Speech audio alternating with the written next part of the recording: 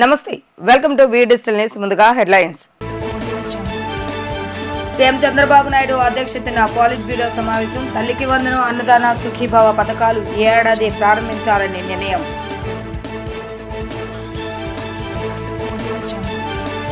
నూతన డీజీపీగా బాధ్యతలు స్వీకరించిన హరీష్ కుమార్ గుప్తా టెక్నాలజీ సహాయంతో ప్రజలకు మంచి సేవలు అందిస్తామని వ్యాఖ్య.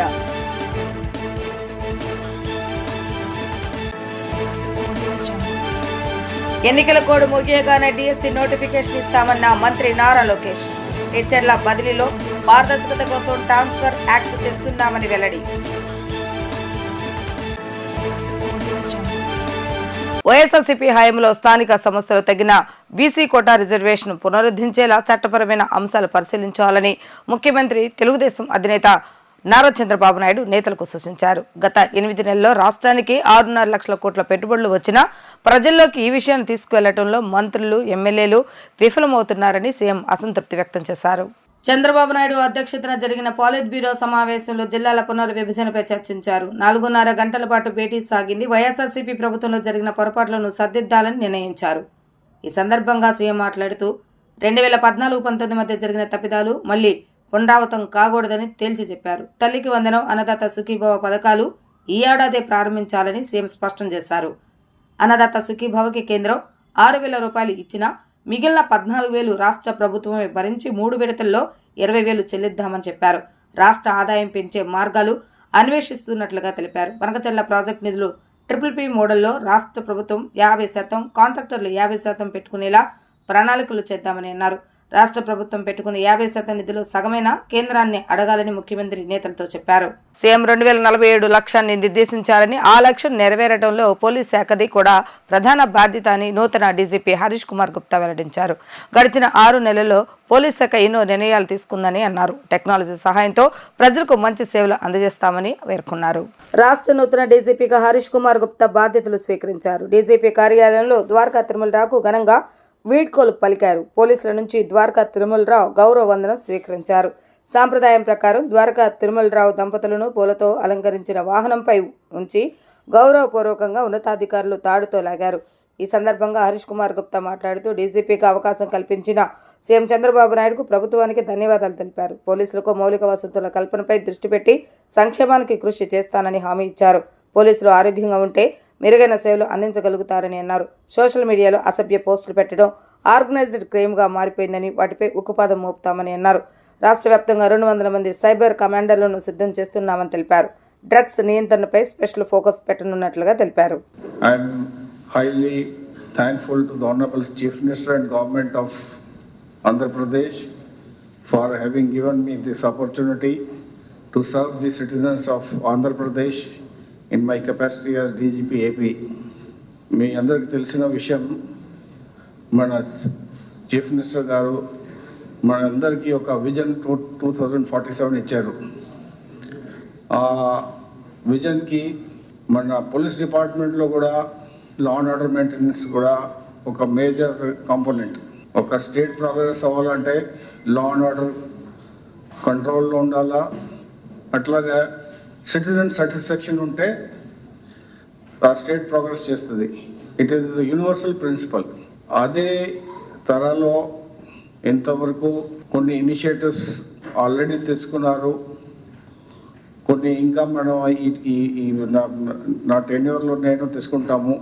సో ఈ ఒక స్టెప్ పెట్టి ఆ 2047 విజన్కి ఏమేమి కావాలో మేము అందరం చేస్తాము. అట్లాగే పోలీస్ వెల్ఫేర్ వైపు వస్తే పోలీస్ వెల్ఫేర్లో అన్నీ వస్తాయి. పోలీస్ వెల్ఫేర్లో మీ ప్రమోషన్స్ కానీ, టైమ్లీ ప్రమోషన్స్ కానీ, వాళ్ళ ఫ్యామిలీ వెల్ఫేర్ కానీ ఇవన్నీ వస్తాయి. దాని మీద కూడా ఫోకస్ పెడతాం. వాళ్ళ హెల్త్ ఇష్యూస్ మీద, అది కూడా యాజ్ ఎ పార్ట్ ఆఫ్ మన పోలీస్ ఫోర్స్లో హెల్త్ ఇష్యూస్ కొన్ని ఉన్నాయి. సో దాని మీద ఫోకస్ పెట్టుకొని మనం పని చేస్తాము. అట్లాగా ఈ మన రెస్పాన్స్ సిస్టమ్, మన నంబర్స్ ఉన్నాయి కదా, డయల్ 100, 1930, 112, దానికి ఇప్పుడు మన అది సిస్టమ్ బాగానే పనిచేస్తున్నాయి. అది రెస్పాన్స్ టైం ఎట్లా రెడ్యూస్ చేయగలుగుతాము. సో రెస్పాన్స్ టైం రెడ్యూస్ చేయగలిగితే మన క్రైమ్ ప్రివెన్షన్. సో ఇది ఒకటి మనం చేస్తాము. ఈ సోషల్ మీడియా మీద బాగా స్ట్రాంగ్ ఉంటాము. ఎవరు సోషల్ మీడియా అబ్యూజింగ్ చేస్తే ఇది కూడా ఆర్గనైజ్ క్రైమ్ లాగా మారిపోయింది. ఇండివిజువల్ కమెంట్స్ మనం చూస్తూ ఉంటే individual comments are not individual comments, they are part of the organised crime comments. అంటే they are propagating certain things. So ఇది సోషల్ మీడియా అబ్యూస్ ఎవరు చేస్తే బాగా వాళ్ళ మీద యాక్షన్ తీసుకుంటాము. అట్లాగా ఈ మేము ఇంతకుముందు చెప్పింది ఇది సైబర్ క్రైమ్ మీద చెప్పాము. మనం ఒక సైబర్ ఈ కమాండోస్ తయారు చేస్తున్నాము. దాదాపు ఒక 200 సైబర్ కమాండోస్, అంటే 6 months కోర్స్ ఇస్తున్నాము at national level. IIT Kanpur, IIT Madras 6 months certification course ఇస్తారు. సో 200 members తయారు చేస్తున్నాము ఇప్పుడు from all over the state. So ఇది వాళ్ళు they will be like our master trainers. వాళ్ళు ఇంకా వాళ్ళు తయారు చేస్తారు. సో ఈ సైబర్ కమాండోస్ ఇది ఒకటి. రాష్ట్రంలో ఎమ్మెల్సీ ఎన్నికల కోడ్ ముగియగానే డిఎస్సి నోటిఫికేషన్ ఇస్తామని విద్యాశాఖ మంత్రి నారా లోకేష్ స్పష్టం చేశారు. మార్చిలో ప్రక్రియ ప్రారంభించి విద్యా సంవత్సరం ప్రారంభంలోనే టీచర్ల భర్తీ పూర్తి చేస్తామని అన్నారు. ఉమ్మడి ఆంధ్రప్రదేశ్లోను నవ్యాంధ్రలోనూ 80% పైగా టీచర్ల నియామకం చేసింది తెలుగుదేశం ప్రభుత్వమేనని చెప్పారు. ఉపాధ్యాయ సంఘాలతో నిత్యం సంప్రదింపులు జరుపుతూ ప్రజాస్వామ్య స్వేచ్ఛ కల్పిస్తున్నామని ఆయన వెల్లడించారు. పార్టీ కేంద్ర కార్యాలయంలో ఎన్టీఆర్ భవన్లో మంత్రి నారా లోకేష్ మీడియాతో చిట్చాట్ నిర్వహించారు. ఈ సందర్భంగా లోకేష్ మాట్లాడుతూ ప్రభుత్వం తీసుకునే ప్రతి నిర్ణయంలోనూ టీచర్ల అభిప్రాయ సేకరణ ఉంటుందని అన్నారు. విద్యాశాఖ కమిషనర్ ప్రతి శుక్రవారం టీచర్ల సమస్యలు వింటున్నారని వివరించారు. టీచర్ల బదిలీ పారదర్శకంగా ఉండేందుకు ట్రాన్స్ఫర్ యాక్ట్ తీసుకొస్తున్నట్లుగా తెలిపారు. విద్యా వ్యవస్థ అంటే అనాలోచిత నిర్ణయాలు తీసుకునే వ్యవస్థ కాదని నిరూపిస్తున్నామని తేల్చి చెప్పారు. అందులో భాగస్వామ్యులైన వారందరితో చర్చించాకే నిర్ణయం తీసుకుంటూ ప్రజాస్వామ్య విలువలు చాటుతున్నామని అన్నారు. గత వైసీపీ ప్రభుత్వంలో మాజీ ముఖ్యమంత్రి జగన్మోహన్ రెడ్డి ముదిరాజులకు ఇచ్చిన వాగ్దానాలను అమలు చేయలేదని, ముదిరాజుల మనోభావాలు దెబ్బతీసే విధంగా వ్యవహరించారని రాష్ట్ర ముదిరాజు సంఘం అధ్యక్షులు చప్పడి కృష్ణమోహన్ ముదిరాజు స్పష్టం చేశారు. గత ఎన్నికల్లో కూటమి ప్రభుత్వం గెలుపు కోసం ముదిరాజులు అంకిత భావంతో పనిచేశారని, నామినేటెడ్ పోస్టుల కేటాయింపులో ముదిరాజులకు ప్రాధాన్యత ఇవ్వాలని కూటమి ప్రభుత్వానికి విజ్ఞప్తి చేశారు. గాంధీనగర్ ప్రెస్ క్లబ్ లో రాష్ట్ర ముదిరాజు సంఘం అధ్యక్షులు చప్పడి కృష్ణమోహన్ ఆధ్వర్యంలో మీడియా సమావేశం నిర్వహించడం జరిగింది. ఈ సమావేశంలో కృష్ణమోహన్ మాట్లాడుతూ రాష్ట్ర ప్రభుత్వం త్వరలో ప్రకటించనున్న నామినేటెడ్ పోస్టుల కేటాయింపులో ముదిరాజులకు ప్రాధాన్యత ఇవ్వాలని ప్రభుత్వానికి విజ్ఞప్తి చేశారు. గత వైసీపీ ప్రభుత్వం ముదిరాజులకు తీవ్ర అన్యాయం చేసిందని, ముదిరాజుల మనోభావాలు దెబ్బతినే విధంగా ప్రవర్తించిందని, అందుకే ఎన్నికల్లో కూటమి ప్రభుత్వం విజయం కోసం ముదిరాజులు అంకిత భావంతో పనిచేశారన్నారు. రాష్ట్ర ముఖ్యమంత్రి నారా చంద్రబాబు నాయుడు రాష్ట్ర అభివృద్ధికి పనిచేస్తారని తమకు పూర్తిగా విశ్వాసం ఉందన్నారు. ముదిరాజులు ఆర్థికంగా, రాజకీయంగా అన్ని రంగాలలో వెనుకబడి ఉన్నారని, వారి వెనుకబాటుతనాన్ని గుర్తించి నామినేటెడ్ పోస్టుల కేటాయింపులో అధిక ప్రాధాన్యత ఇవ్వాలని విజ్ఞప్తి చేశారు. అనంతరం ముదిరాజ్ సంఘ రాష్ట్ర కమిటీ రూపొందించిన మల్టీ కలర్ క్యాలెండర్ ను ఆవిష్కరించారు. ఈ కార్యక్రమంలో state steering committee member Kongithala Lakshmipathi, city youth president D Nagu Mudiraj, రాష్ట్ర కమిటీ సభ్యులు Jalakam Rajarao, city general secretary Bodhanaboina Veerababu తదితరులు పాల్గొన్నారు.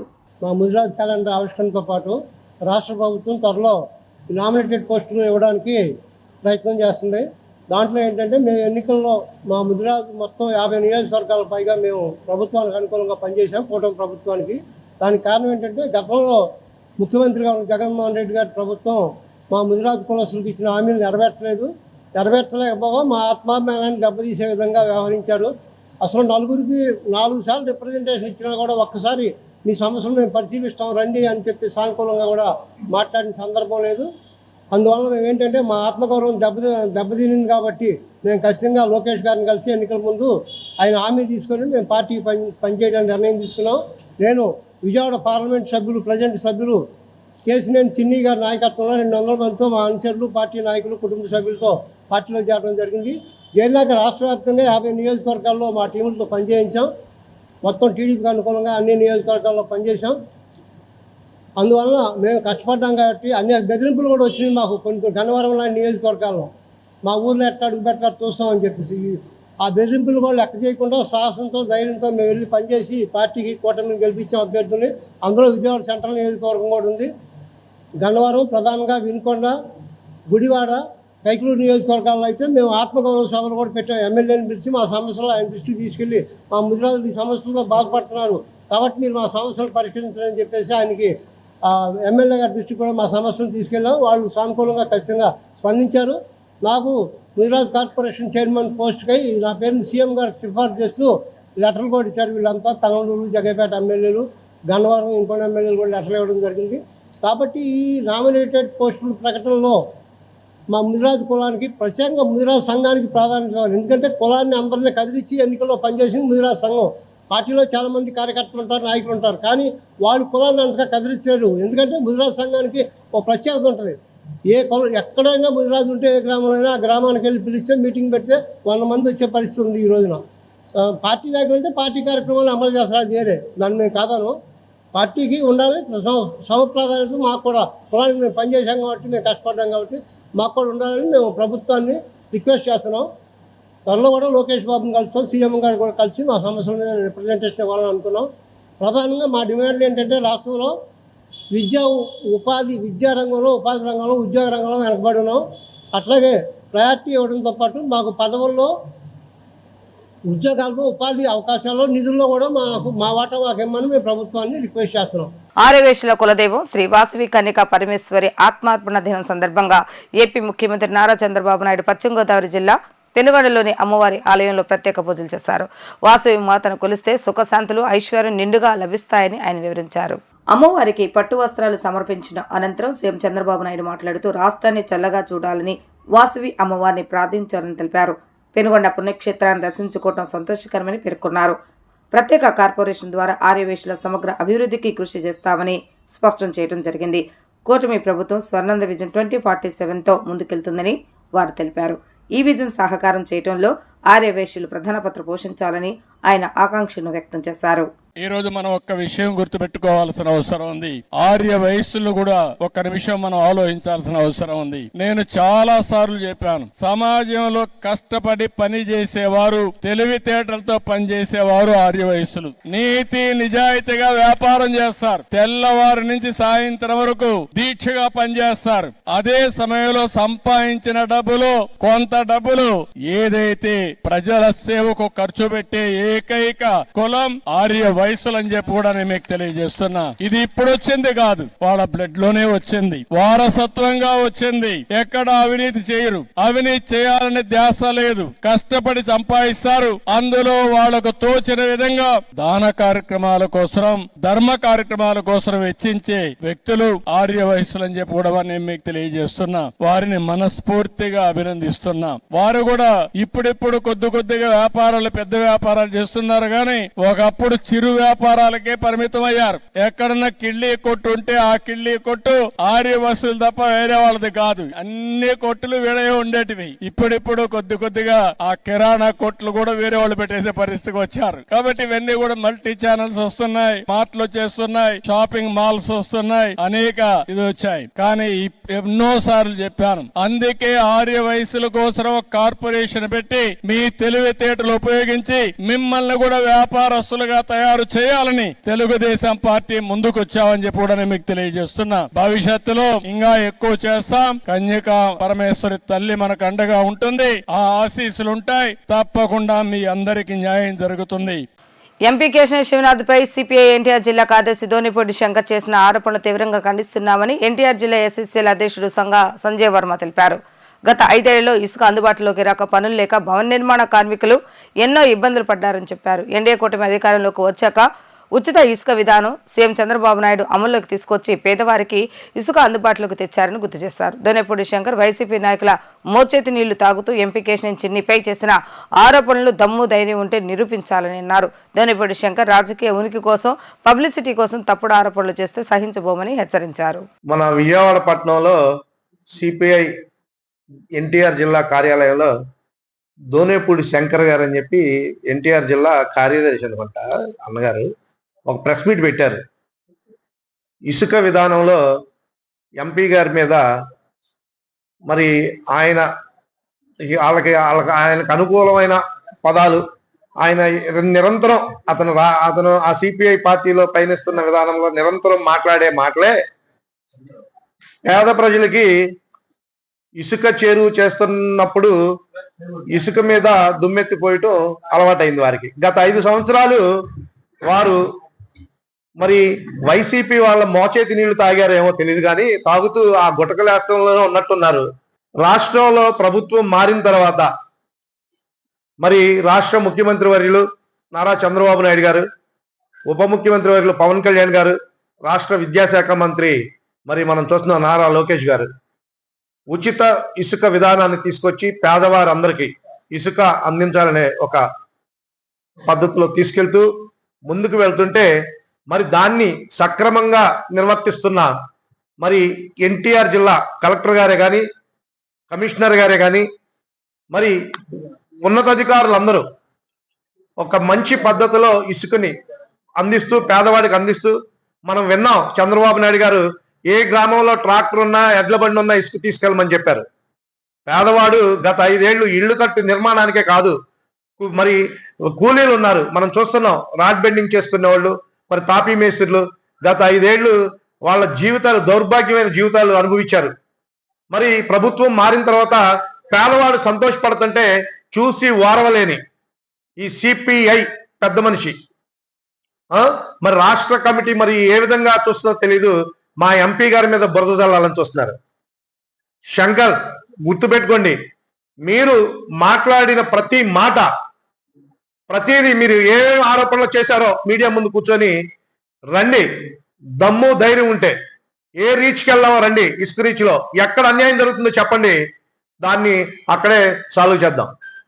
నువ్వు మాట్లాడిన మాటలు మీడియా కోసం మరి నీ యొక్క రాజకీయ ఉనికి కోసం నువ్వు ఈరోజు ఉచిత ఇసుక విధానం మీద మాట్లాడేవనంటే నువ్వు ఎంత దిగజారుడు రాజకీయం చేస్తున్నావో విజయవాడ పట్టణంలో ఇన్నేళ్ళు సాగొచ్చు, ఇక నుంచి సాగదు, గుర్తుపెట్టుకోవాలని కూడా మరి శంకర్కి చెప్తున్నాం. కబేలాను మరింత అభివృద్ధి చేయాలని విజయవాడ నగరపాలక సంస్థ కమిషనర్ ధ్యాన్ చంద్ర అన్నారు. కబేలాలో కల్పించిన సౌకర్యాలను సద్వినియోగం పరుచుకోవాలని, నిత్యం వ్యర్థ నిర్వహణ చేస్తుండాలని అన్నారు. నగరపాలక సంస్థ కమిషనర్ ధ్యాన్ చంద్ర తన పర్యటనలో భాగంగా MG road, కబేలా, YVR estate, Ajit Singh Nagar ప్రాంతాల్లో పర్యటించి క్షేత్రస్థాయిలో పరిశీలించారు. ఈ సందర్భంగా కమిషనర్ 58వ డివిజన్లో గల వైవిఆర్ ఎస్టేట్లో నిర్మాణం దశలో ఉన్న 1500 కిలోలీటర్ల ఎలివేటెడ్ లెవెల్ సర్వీసెస్ రిజర్వాయర్ను పరిశీలించారు. అమృత్ పథకం 2.0లో భాగంగా జరుగుతున్న అభివృద్ధి పనులను శరవేగంగా పూర్తి చేయాలని, డిస్ట్రిబ్యూషన్ నెట్వర్క్ కూడా దానికి అనుగుణంగా ప్రణాళిక సిద్ధం చేయాలని అన్నారు. అజిత్ సింగ్ నగర్లోని అన్నా క్యాంటీన్ పరిశీలించి నాణ్యత ప్రమాణాలు పాటిస్తూ ఎప్పటికప్పుడు పరిశుభ్రంగా చూసుకోవాలని అన్నారు. తదుపరి ఎంజీ రోడ్లోని పారిశుద్ధ నిర్వహణను పరిశీలించి పారిశుద్ధ నిర్వహణలో ఎటువంటి లోపం లేకుండా చూడాలని అన్నారు. AP state volunteers association AIYF ఆధ్వర్యంలో రానున్న ఫిబ్రవరి 17 తేదీ నుండి రాష్ట్ర వ్యాప్తంగా వాలంటీర్ల ఆమర నిరాహార దీక్షకు దిగుతున్నట్లుగా అసోసియేషన్ ప్రధాన కార్యదర్శి శ్రీలంక గోవిందరాజులు తెలిపారు. వాలంటీర్లకు టీడీపీ కూటమి ప్రభుత్వం అన్యాయం చేస్తుందని అన్నారు. ఉద్యోగ భద్రత కల్పిస్తామని మాట తప్పిందని ఆయన ఆరోపించారు. దాసరి భవన్లో ఏర్పాటు చేసిన విలేకరుల సమావేశంలో వాలంటీర్ అసోసియేషన్ ప్రధాన కార్యదర్శి లంక గోవిందరాజులు విలేకరులతో మాట్లాడుతూ అనేక పోరాటాలు చేసిన వాలంటీర్ల భద్రత గురించి ప్రభుత్వం పట్టించుకోవటం లేదన్నారు. దీంతో ఆందోళన మరింత ఉధృతం చేస్తున్నట్లుగా చెప్పారు. 3 దశలలో ఆందోళన కొనసాగించాలని నిర్ణయించుకున్నామని అన్నారు. ఫిబ్రవరి నెల 10వ తేదీ నుంచి 16వ తేదీ వరకు ప్రజల వద్దకు వెళ్లి అభిప్రాయాలు సేకరిస్తామని అన్నారు. అప్పటికీ ప్రభుత్వం దిగిరాని పక్షంలో ఫిబ్రవరి 17వ తేదీన ఆమరణ నిరాహార దీక్ష చేపడుతున్నామని అన్నారు. ఇప్పటికైనా ఎన్నికలు ఇచ్చిన హామీలను అమలు చేయాలని కోరుతున్నామని, లేని పక్షంలో ఆమరణ నిరాహార దీక్షలు రాష్ట్ర వ్యాప్తంగా తప్పవని అన్నారు. 2.40 లక్షల మంది వాలంటీర్లు రోడ్డెక్కక తప్పదని హెచ్చరించారు. వాలంటీర్ల సమస్య మీద గత 7 నెలల నుంచి రాష్ట్ర ప్రభుత్వాన్ని అనేక పర్యాలు అనేక రకాలుగా అయ్యా మేము ఇబ్బందులు పడుతున్నాం, చాలా ఇబ్బందులు ఉన్నారు, మీరు ఎన్నికల మాట ఇచ్చారు నిలబెట్టుకోమని చెప్పి అనేక పర్యాలు తిరిగినప్పుడు కూడా ఎక్కడ కూడా దున్నపోతు మీద వాన పొడిచినట్టే ఉంది తప్ప ఎక్కడ కూడా మమ్మల్ని ఎక్కడ కూడా విధులు తీసుకునే ఆలోచన లేదు. నోటికి వచ్చిన విధంగా మాట్లాడుతూ వచ్చారు. ఇది సరైన పద్ధతి కాదని చెప్పేసి ఇక ఆఖరి ప్రయత్నంగా ఫిబ్రవరి 17వ తారీఖున ఆమరణ నిరాహార దీక్షకు సిద్ధమయ్యాం. దాన్ని ప్రకటించడం కోసం ఈరోజు పోస్టర్ రిలీజ్ చేయడం జరిగింది. ఈ సందర్భంగా నారా చంద్రబాబు నాయుడు గారికి, పవన్ కళ్యాణ్ గారిని ఒకటే అడుగుతున్నాం, ఉగాది పండుగ రోజున ఉగాది పచ్చడి తిని మీరు ఏం చెప్పారయ్యా, మరొక్కసారి మీడియా రూపంలో మిమ్మల్ని గుర్తు చేస్తున్నాం. మీకు గత ప్రభుత్వం వాళ్ళు మిమ్మల్ని మోసం చేశారు, మీకు ఉద్యోగ భద్రత కల్పించేది నేను, నెలకి 10,000 రూపాయలు గౌరవవేతనం ఇస్తానని చెప్పిన వ్యక్తులు మీరు.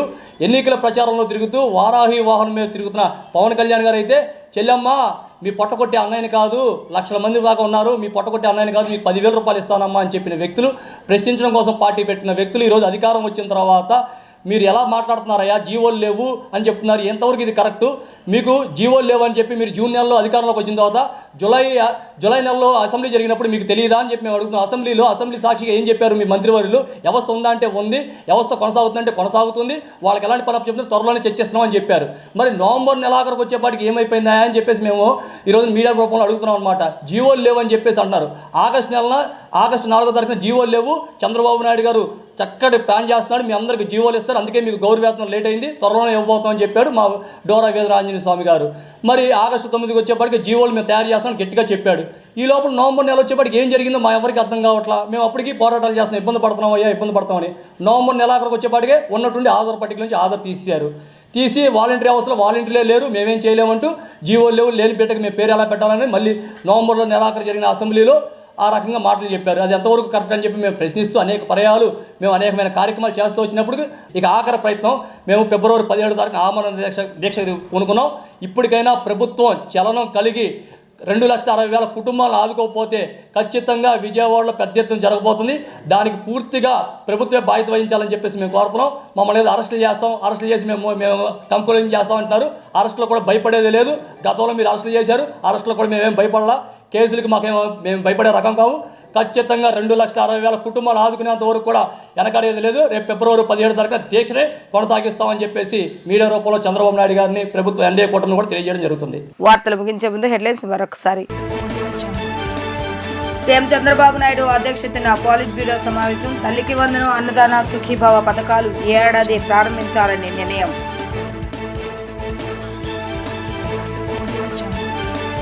నూతన డీజీపీగా బాధ్యతలు స్వీకరించిన హరీష్ కుమార్ గుప్తా. టెక్నాలజీ సహాయంతో ప్రజలకు మంచి సేవలు అందిస్తామని వ్యాఖ్య.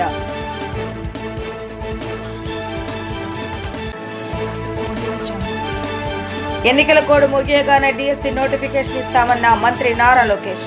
టీచర్ల బదిలీలో పారదర్శకత కోసం ట్రాన్స్ఫర్ యాక్ట్ తెస్తున్నామని వెల్లడి. ఇవి రోజు వార్తా విశేషాలు. మరలా తిరిగి ప్రసారమే వార్తలు మళ్ళీ కలుద్దాం. అంతవరకు సెలవు, నమస్కారం.